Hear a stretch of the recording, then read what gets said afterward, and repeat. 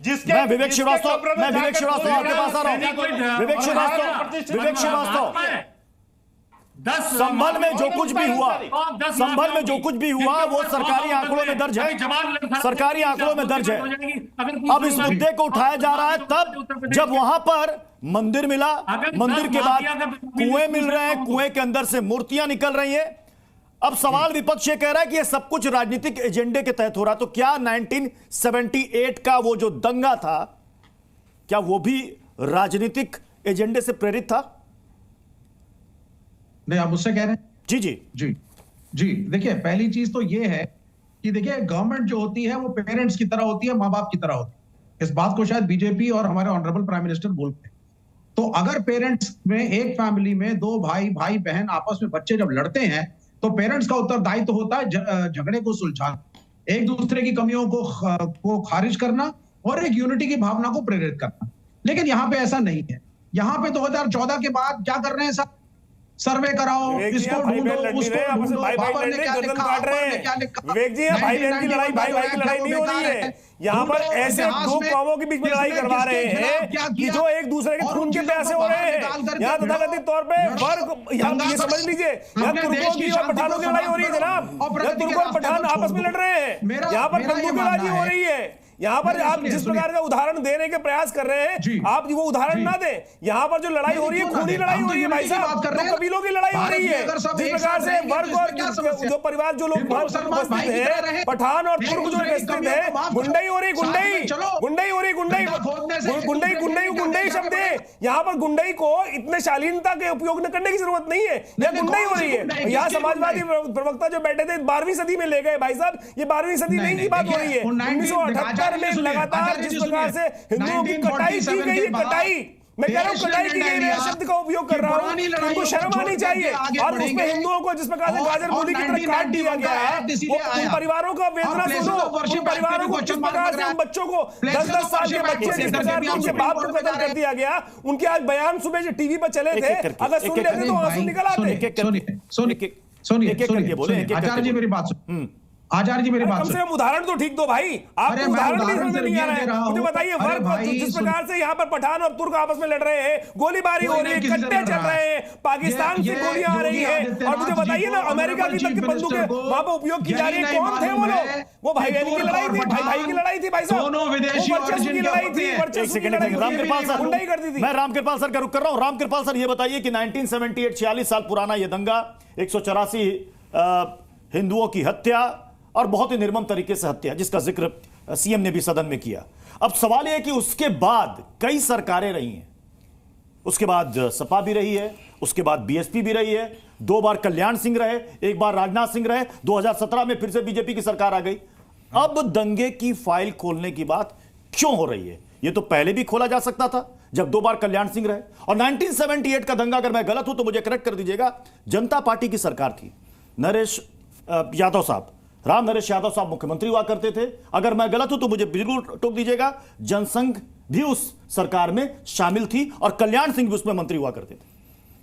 देखिए, मैं एक चीज कहूं, हम लोग पत्रकारिता में रहे हैं, हमारा काफी समय, वहां पे एक होता था कि अखबार में कोई खबर छपी थी, एक अरुणपुरी इंडिया टुडे के, तो हम लोगों से पूछते हैं ये खबर तो ठीक है, लेकिन आज क्यों? मतलब उनका कहना होता था न्यूज़ पे जी, कि भैया इसका कोई संदर्भ होगा ना आज।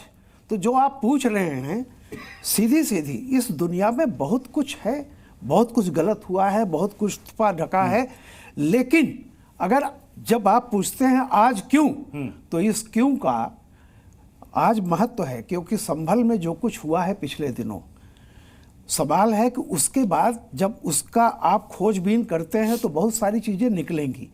और मेरा यह कहना है कि जो कुआं है, अयोध्या में तो कहा जाता है कि लाके रख दिया गया था, तो कुआं तो लाके रखा नहीं जा सकता।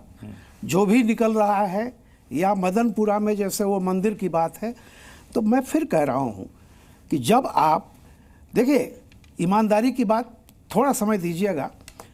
एक शाहबानो 300 रुपये का उसको सुप्रीम कोर्ट ने कहा था मुआवजा दे दो, हमारे यहाँ का कानून बदल दिया गया कि नहीं, अपीजमेंट वहाँ से शुरू होता है, और जब एक पक्ष का अपीजमेंट किया, फिर डर गए कि दूसरा पक्ष नाराज हो जाएगा, तो ताला खुलवा दिया और शिलान्यास करवाया। शुरुआत यहाँ से होती है। और जैसा कहा जाता है 2014 12 से 17 तक इसी उत्तर प्रदेश में क्या स्थितियाँ थी, क्या गरीबी नहीं थी। अभी समाजवादी पार्टी के प्रवक्ता कह रहे थे 14 करोड़ लोग गरीब हैं। 12 से 15 और 17 के बीच में गरीबी नहीं थी, सामान्य चयन था, ये सिंगापुर हो गया था, घी की नदियाँ बह रही थीं। देखिए जो कुछ हुआ, हासिमपुरा और मलियाना हुआ जब वीर बहादुर सिंह मुख्यमंत्री थे, याद कीजिए उत्तर प्रदेश में। मेरठ में दंगे हुए, बनारस में दंगे हुए। और मैं बताऊं, हमारा एक अयोध्या जहां कभी दंगा नहीं हुआ था, मैं वहीं से आता था, फैजाबाद जिले में, वहां भी दंगे हुए। ढूंढ लीजिए किसके दौर में पहली बार दंगा वहां हुआ था इतने सालों के बाद। तो मेरा ये कहना है कि जब पृष्ठभूमि, जब आप कुरेदोगे तो समाज में जिस तरह से आप असल्ट करोगे तो बाकी लोग भी असल्ट करेंगे। मुजफ्फरनगर दंगा क्यों हुआ था? एक मामूली सी, 2 बच्चे लड़ रहे थे, एक ने चाकू मारा। जब चाकू मारने वाले को गिरफ्तार किया गया तो फोन गया कि इसको तुरंत छोड़ दीजिए, और वहां जो दोषी था उसको पकड़ा गया। माफ कीजिएगा, मैंने पूरा का पूरा एक एक तथ्य बता सकता हूँ, क्या हुआ था, किसका फोन गया था, किसको छोड़ा गया था। मुजफ्फरनगर का दंगा हुआ, क्यों हुआ? और वहां लोग मुजफ्फरनगर वाले ही।